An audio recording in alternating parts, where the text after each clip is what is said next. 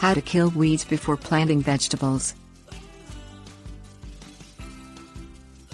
When it comes to gardening, weeds are one of the most common problems. Many gardeners understand that weeds must be controlled.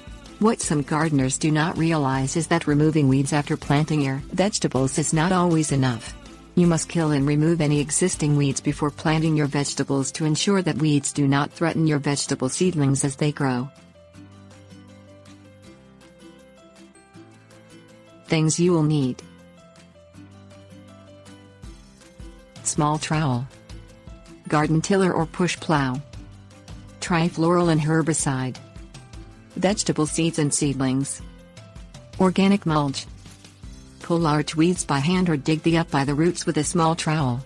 Removing as much of the root system as possible ensures that the weed does not come back after you plant your vegetable seeds. Turn the soil in your vegetable garden with a garden tiller or a push plow. These tools help to break up the weeds' roots and prepare the soil for your vegetable plants. Apply a layer of trifloral and herbicide to your garden. This type herbicide is effective in controlling weed seedlings. Plant your vegetables as normal using your choice of seeds and seedlings or by transplanting juvenile plants directly into the garden.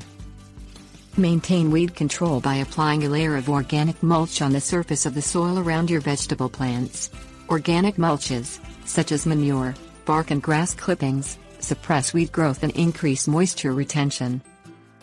Remove weeds by hand, pinching them at the base and pulling them up by the roots. If you grow your vegetables from seed, be sure you know what your vegetable seedlings' appearance, so that you differentiate between them and weeds. Remove weeds before they reach 3 inches tall. Larger weeds have larger root systems and pulling them may damage the vegetable plant's roots.